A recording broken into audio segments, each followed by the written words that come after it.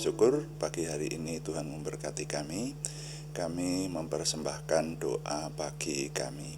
Kami menyerahkan untuk Tuhan yang memberkati, Tuhan menguduskan, Tuhan berkenan memakai semua yang kami persembahkan ini menjadi kemuliaan bagi nama Tuhan.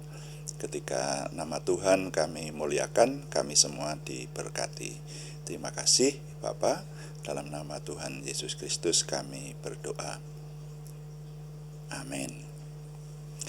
Selamat pagi Bapak, Ibu, Saudara sekalian yang sudah bersama dengan kita di sini dalam doa pagi hari ini. Doa pagi melalui online ini diadakan secara iman Kristiani dengan dasar keyakinan kepada Tuhan Yesus Kristus, Yeshua HaMasyiah, Juru Selamat dunia, Imam Besar Agung kami. Dan firman Tuhan yang didokumentasikan dalam kitab suci Perjanjian Lama serta Perjanjian Baru menjadi pegangan kami, menjadi pegangan kita sekalian. Saudara sekalian, mari kita melanjutkan perenungan singkat kita setiap pagi yang sudah kita mulai dari kitab Kejadian, dan oleh anugerah Tuhan akan kita selesaikan sampai kitab Wahyu. Dan Tuhan memberikan tema kepada kita mempersiapkan kemenangan, puji Tuhan. Nah, kita sudah sampai kepada kitab Ayub, sampai di kitab Ayub. Dan kali ini Ayub pasal 9. Jadi kemarin mulai dari pasal 1 sudah kita cermati Ayub yang diizinkan Tuhan menderita sampai tiada tara. Kemudian datang sahabat-sahabatnya yang disebutkan awal ada 3, yaitu Elifas orang Teman, Bildad orang Suwah, dan Sofar orang Naama. Elifas sudah menyampaikan pendapatnya, kemudian juga Ayub sudah memberikan jawabannya atau tanggapannya, dan kemudian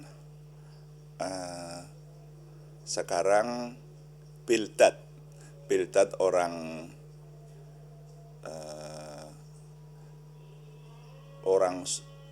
Suwah ya. Ayub kemudian sekarang memberikan jawabannya ya. Jawaban Ayub ini kita rangkum dalam sebuah renungan. Tak seorang pun bertahan di hadapan Tuhan, atau tak seorang pun bertahan di hadapannya. Ayub pasal 9 ayat 1 sampai 35, cukup banyak ayatnya. Kita baca ya. Saya baca untuk kita sekalian. Tetapi Ayub menjawab, "Sungguh, aku tahu bahwa demikianlah halnya, masakan manusia benar di hadapan Allah? Jikalau ia ingin berperkara dengan Allah, 1 dari 1000 kali ia tidak dapat membantahnya. Allah itu bijak dan kuat. Siapakah dapat berkeras melawan dia dan tetap selamat? Dialah yang memindahkan gunung-gunung dengan tidak diketahui orang, yang membongkar-bangkirkannya dalam murkanya, yang menggeserkan bumi dari tempatnya sehingga tiangnya bergoyang-goyang, yang memberi perintah kepada matahari sehingga tidak terbit, dan mengurung bintang-bintang dengan meterai, yang seorang diri membentangkan langit dan melangkah di atas gelombang-gelombang laut, yang menjadikan bintang biduk, bintang belantik, bintang kartika, dan gugusan bintang ruang selatan, yang melakukan perbuatan-perbuatan besar yang tidak terduga dan keajaiban-keajaiban yang tidak terbilang banyaknya. Apabila ia melewati aku tidak melewatinya, dan bila ia lalu, aku tidak mengetahui. Apabila ia merampas, siapa akan menghalanginya?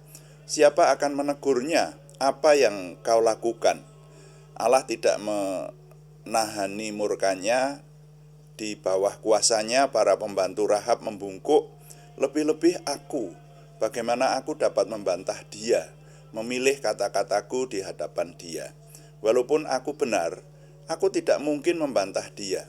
Malah aku harus memohon belas kasihan kepada yang mendakwa aku. Bila aku berseru, ia menjawab.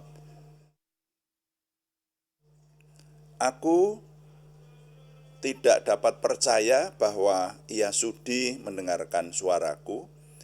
Dialah yang meremukkan aku dalam angin ribut, yang memperbanyak lukaku dengan tidak semena-mena, yang tidak membiarkan aku bernapas, tetapi mengenyangkan aku dengan kepahitan. Jika mengenai kekuatan tenaga, dialah yang mempunyai. Jika mengenai keadilan, siapa dapat menggugat dia?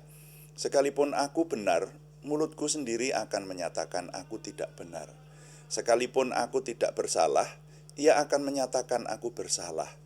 Aku tidak bersalah, aku tidak pedulikan diriku, aku tidak hiraukan hidupku. Semuanya itu sama saja. Itulah sebabnya aku berkata, yang tidak bersalah dan yang bersalah, kedua-duanya dibinasakannya. Bila cemetinya membunuh dengan tiba-tiba, ia mengolok-olok keputusasaan orang yang tidak bersalah. Bumi telah diserahkan ke dalam tangan orang fasik, dan mata para hakimnya telah ditutupnya.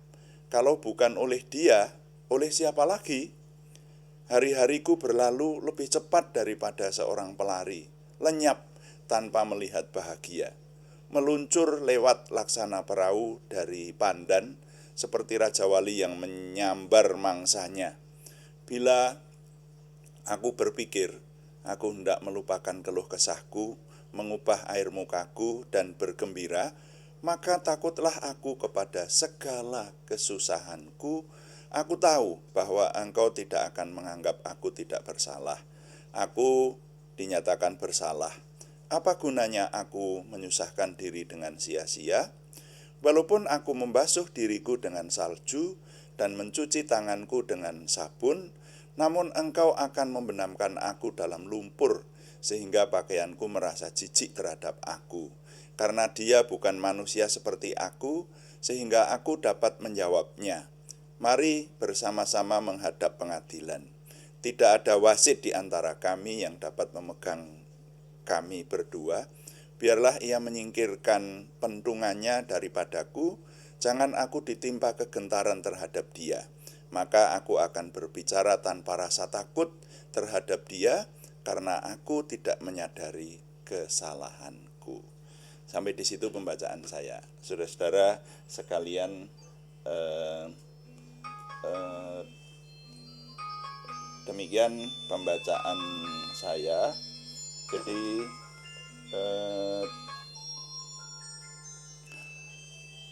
tak seorang pun bertahan di hadapan Tuhan. Tak seorang pun bertahan di hadapannya.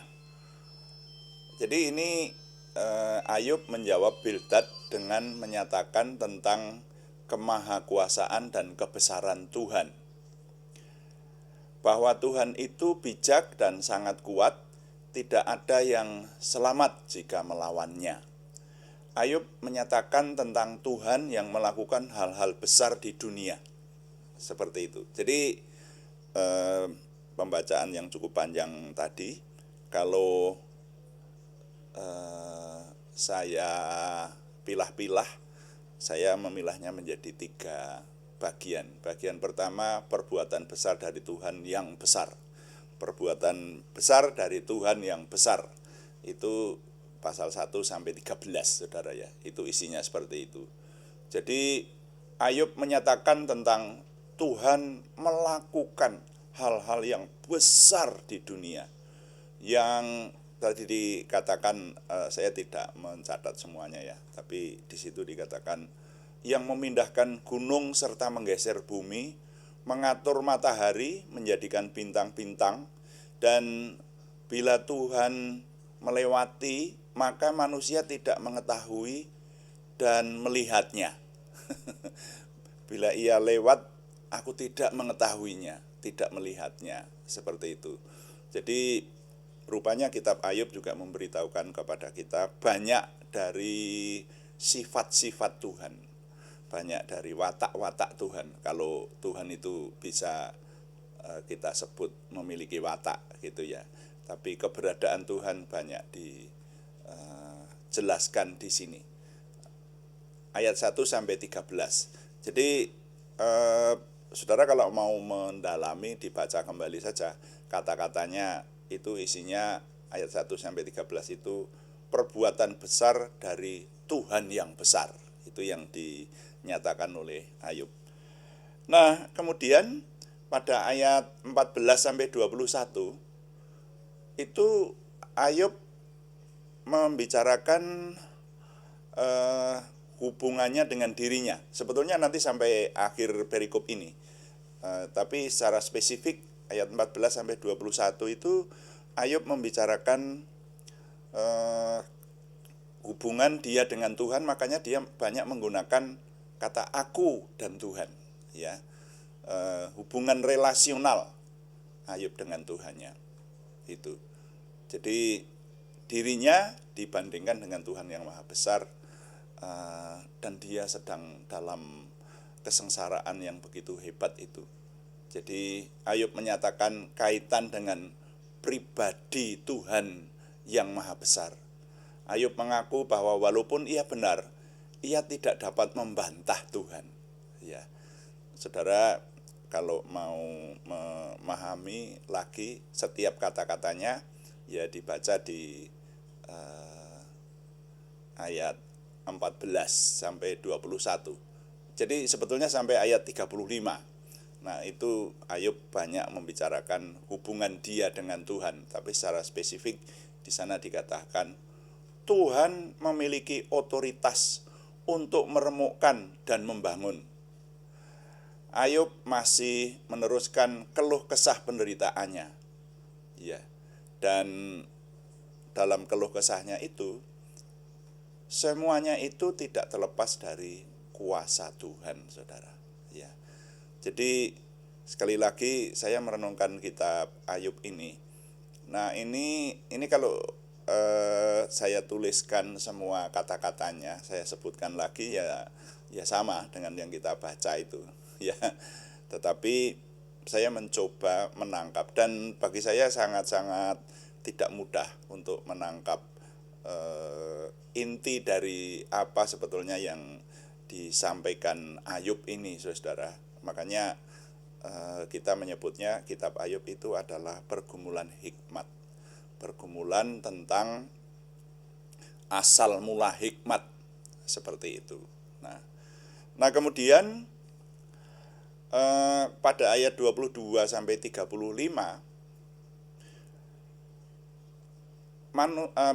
Ayub menyadari bahwa manusia tidak ada apa-apanya di hadapan Tuhan.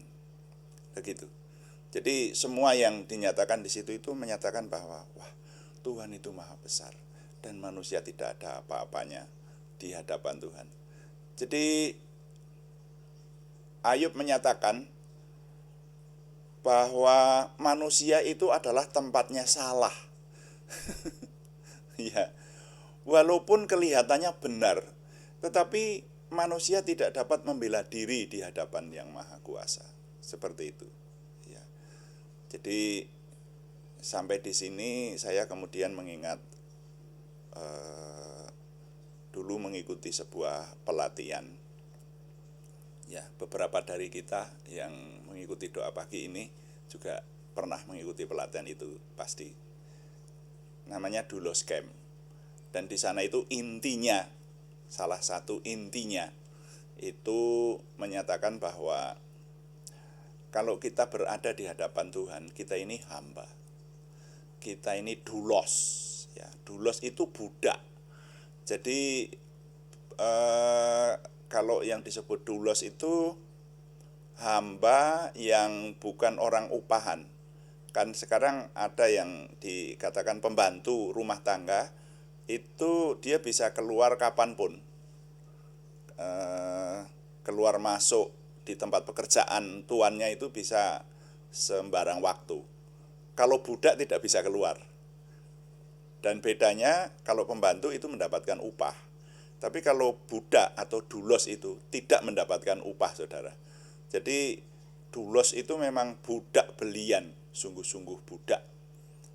Nah, lalu dalam pelatihan itu dikatakan kalau kita berada di hadapan Tuhan, maka bukan benar atau salah, tetapi respon. Dan kalau kita merenungkan, benar loh saudara, mulai dari kitab Kejadian sampai kitab Wahyu, itu nanti mengisahkan bahwa di hadapan Tuhan itu jangan berkata benar atau salah. Tidak bisa membela diri manusia. Yang penting bagaimana respon. Ya, mulai dari tokoh-tokoh Alkitab yang sudah kita pelajari. Ya, Musa itu bagaimana merespon panggilan Tuhan itu. Elia bagaimana merespon panggilan Tuhan itu. Walaupun mereka itu juga banyak dituliskan mengalami keputusasaan, pernah. Seperti Ayub ini mengalami sesuatu yang sangat menekan, perjuangan berat, pernah. Ya. Tapi respon, ketika respon itu baik, maka dia diberkati. Tapi ketika responnya tidak baik, orang tidak diberkati. Contohnya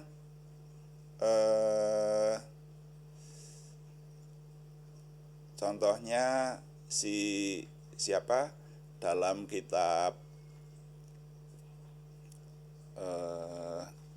yang pergi ke Nineveh itu, kok lupa ya, diperintahkan untuk pergi ke kota Nineveh supaya membuat kota itu bertobat, ya. Tetapi tidak mau, maka dia melarikan diri ke Tarsis dan naik kapal, lalu akhirnya tidak mendapatkan berkat, tetapi justru ada gelombang yang dahsyat yang menimpa kapal itu, sampai pada akhirnya dia dilempar ke laut dan hidup dalam perut ikan. Di mangsa ikan sangat besar sehingga dia tetap hidup di mulut ikan itu selama 3 hari. Dan lalu setelah 3 hari dimuntahkan ke daratan kembali.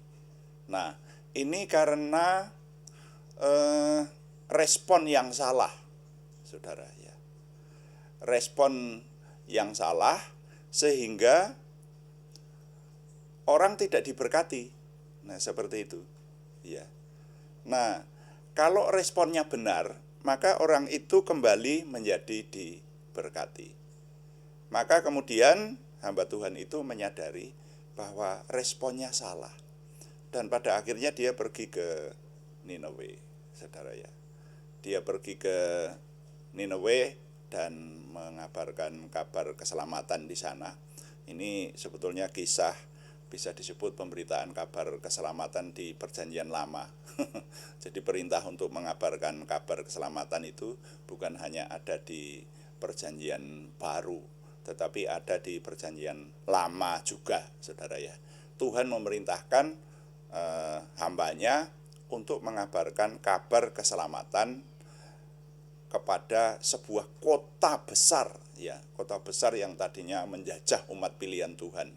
Jadi ini pekerjaan yang amat sukar memang, makanya dihindari orang. Nah itu, jadi tanggapan, respon, nah itu saudara-saudara, ya.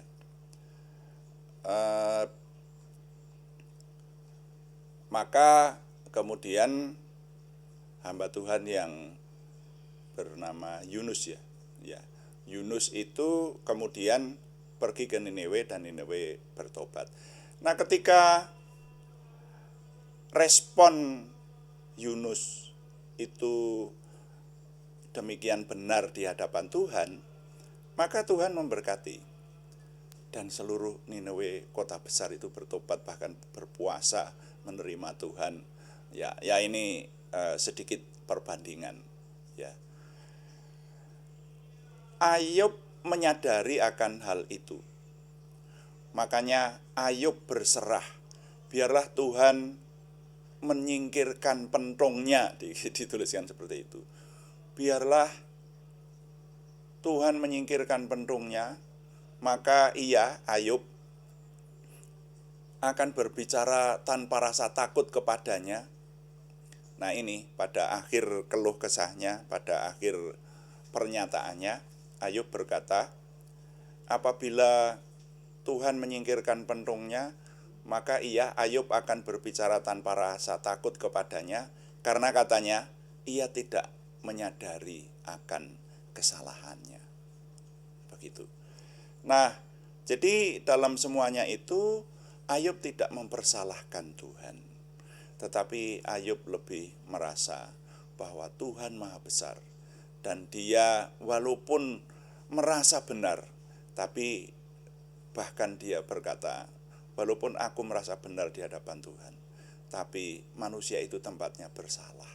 Tempatnya orang bersalah, seperti itu. Nah itu saudara, jadi yang saya dapatkan dari kitab Ayub tidak banyak dari keluh kesah Ayub ini. Makanya nilai yang saya dapatkan dan boleh saya impartasikan kepada saudara-saudara sekalian. Sekali lagi, saudara kalau mau menghayati setiap kata dari apa yang dijelaskan Ayub, silahkan baca kembali. Tetapi yang saya tangkap seperti itu, jadi nilai yang dapat saya impartasikan bunyinya demikian. Ayub menyatakan kebesaran Tuhan yang luar biasa dibandingkan dengan keadaan manusia yang tak berdaya. Sekali lagi, Ayub menyatakan kebesaran Tuhan yang luar biasa dibandingkan dengan keadaan manusia yang tak berdaya. Tuhan dipuji. Amin. Mari kita melayani Tuhan dengan doa. Saudara-saudara, kita menaikkan doa konser kita dan juga menaikkan doa syafaat yang secara umum maupun doa syafaat secara khusus mendoakan nama-nama yang dalam minggu ini masih harus kita doakan kepada Tuhan. Mari kita satukan hati bersama-sama, kita melayani Tuhan.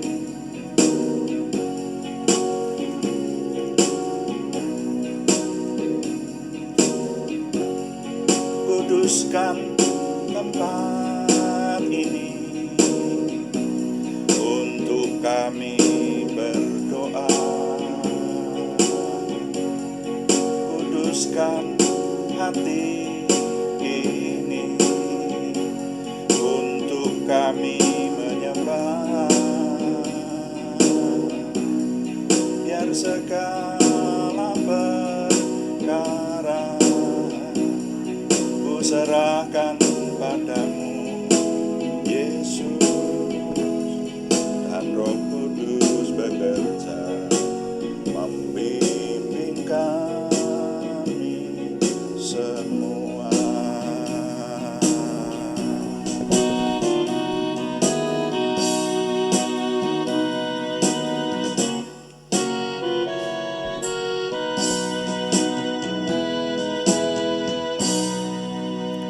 Bapa, kami mengucap syukur pagi hari ini Tuhan memberkati kami mempersembahkan doa pagi kami, dan Tuhan membawa kami untuk lebih memahami firman-Mu, lebih memahami rahasia-rahasia kerajaan Tuhan yang membawa kami kepada kemenangan. Kami Tuhan berikan kunci-kunci kemenangan menghadapi hidup kami, walaupun tidak mudah cermati rahasia ilahi yang Tuhan anugerahkan, tetapi kami Tuhan berikan kemampuan untuk memuliakan Tuhan. Terima kasih Bapa, terima kasih. Kami mengucap syukur dan kami menyerahkan doa konser kami Kami berterima kasih setiap pagi Tuhan memberikan waktu kepada kami untuk menyampaikan permohonan kami. Setiap kami, pribadi lepas pribadi, keluarga lepas keluarga, memiliki permohonan Tuhan, yaitu permohonan untuk lepas dari masalah yang harus kami hadapi, kami selesaikan. Oleh anugerah Tuhan, kami mohon Tuhan memberi kekuatan sehingga kami dapat menyelesaikan segala masalah apapun yang kami hadapi saat ini. Oleh kuasa Tuhan yang maha besar, kami dapat mengatasi dan bahkan mengambil berkat-berkat besar, berkat-berkat tersembunyi dari setiap hal yang harus kami perjuangkan, kami selesaikan. Oleh anugerah Tuhan, kami diberkati. Dan bahkan juga permohonan yang bersifat untuk kemajuan hidup kami, Tuhan yang memberi, karena Tuhanlah satu-satunya sumber pertolongan kami. Terima kasih Bapa, kami mengucap syukur untuk keteladanan dari hamba-Mu Ayub yang luar biasa, yang memberkati kami. Sekarang kami menyerahkan untuk Tuhan yang terus menolong, memberkati, sehingga ya Tuhan, kami dapat meneladani orang-orang kudus-Mu, hamba-hamba-Mu yang luar biasa yang Tuhan berkati, Tuhan bawa kepada kebenaran-Mu sendiri. Terima kasih, kami mengucap syukur, dan izinkan kami sekarang juga berdoa syafaat untuk bangsa dan negara kami. Mohon Tuhan yang memberikan kesejahteraan, termasuk kota-kota di mana kami tinggal, sehingga kami hidup dalam kesejahteraan Tuhan, melanjutkan hidup kami, keseharian kami, apapun yang kami kerjakan, baik pekerjaan-pekerjaan yang Tuhan anugerahkan kepada kami menjadi tanggung jawab kami, pekerjaan di kantor, pekerjaan menyelesaikan keahlian kami, pekerjaan di tempat usaha, kami mohon Tuhan memberkati, sehingga semua yang kami kerjakan kami dapat mempersembahkan prestasi sempurna, yaitu kesempurnaan ke arah Tuhan sendiri. Terima kasih, bahkan juga pekerjaan pelayanan, baik onsite maupun online, Tuhan yang menyertai, memimpin kami, semuanya untuk kemuliaan nama Tuhan dan menjadi berkat besar buat kami. Terima kasih Bapa di surga. Sekarang izinkan kami berdoa untuk saudara-saudara kami, nama-nama yang akan kami ketengahkan ini, yaitu terutama yang membutuhkan kesembuhan dari Tuhan. Kami berdoa untuk saudara-saudara kami yang sudah mengalami tindakan medis, terutama operasi, dan yang menuju kepada kesembuhan. Kami menyerahkan Tuhan mempercepat, memberikan kepada saudara kami ini kesembuhan sempurna. Kami juga berdoa untuk yang menderita stroke, untuk anak yang selalu kami doakan untuk meraih pertumbuhan sempurna seperti yang diharapkan. Kami berdoa untuk yang sedang bangkit dari serangan penyakit darah, untuk saudara-saudara kami yang masih melakukan terapi, baik terapi mengatasi batu ginjal maupun kemoterapi, mengatasi indikasi kanker. Kami berseru dalam nama Tuhan Yesus Kristus, Yeshua HaMasyiah, Tuhan memberikan kesempurnaan kesembuhan kepada saudara kami Arni Setiawati, saudara kami Budi Suswanti, saudara kami Yohanes Sutarman, saudara kami Sri Yuliningsih Siswoyo, saudara kami Marta Berkel, saudara kami Andreas Suripto, semuanya di Purwodadi. Juga untuk saudara kami anak Alek Giovano Wibowo di Salatiga, saudara kami Siti Rondia, saudara kami Cahyani Bagiowati, semuanya di Semarang, saudara kami Suharningsih yang ada di rumah sakit di Purwodadi. Kami menyerahkan Tuhan yang memberikan kesempurnaan kesembuhan, dan kami mohon Tuhan yang menolong sesuai dengan limpah rahmat Tuhan yang besar. Terima kasih Bapa di surga, kami mengucap syukur. Kami juga berdoa untuk pergumulan selain kesembuhan, yaitu pergumulan dari saudara kami Yohana Asri Sabtorini di Kediri. Mohon Tuhan yang memberkati, memberikan pertolongan sesuai dengan limpah rahmat Tuhan yang besar, sehingga pertolongan Tuhan nyata buat kami. Terima kasih Bapa di surga, kami mengucap syukur. Setiap hari Tuhan membawa kami kepada lebih lagi pengenalan akan Tuhan, percaya diri bersama Tuhan, antusiasme, optimisme, semangat dan bergairah menyambut masa depan kami untuk menang bersama dengan Tuhan. Terima kasih Bapa di surga, kami mohon Tuhan yang memberkati semua pelayanan kami. Kami dan tim melayani beberapa pelayanan saat ini. Tuhan memberkati sehingga Tuhan semakin dimuliakan, kami semua diberkati. Terima kasih Bapa. Kami mohon Tuhan yang menyempurnakan doa kami oleh pertolongan dan pimpinan Roh Kudus, karena semuanya kami persembahkan dengan mantap percaya dalam nama Tuhan Yesus Kristus Juru Selamat kami. Haleluya. Amin. Demikian doa pagi hari ini, saudara sekalian. Kami mengingatkan kembali bahwa doa pagi dilaksanakan setiap hari Senin sampai dengan hari Sabtu, setiap jam 5 pagi. Ya, dan ada juga doa malam yang diadakan pada hari-hari yang sama setiap jam 6 atau jam 18 waktu Indonesia Barat, hanya temanya berbeda. Yang doa malam itu menjawab pertanyaan, kalau yang doa pagi itu isinya seperti yang tadi kita laksanakan, membaca seluruh isi kitab suci sambil merenungkannya, saudara ya. Terima kasih kepada semua yang setia mengikuti dan mendukung pelayanan ini. Sekali lagi kami mengucapkan terima kasih. Kami tetap mengharapkan dukungan Anda, setidaknya dukungan doa. Dan juga terima kasih yang belum memberikan subscribe, berkenan memberikan subscribe, like, komen, dan share, bagikan kepada teman-teman lain sehingga lebih banyak lagi yang diberkati bersama dengan kita. Untuk hari ini, selamat berprestasi. Tuhan memberkati. Amin.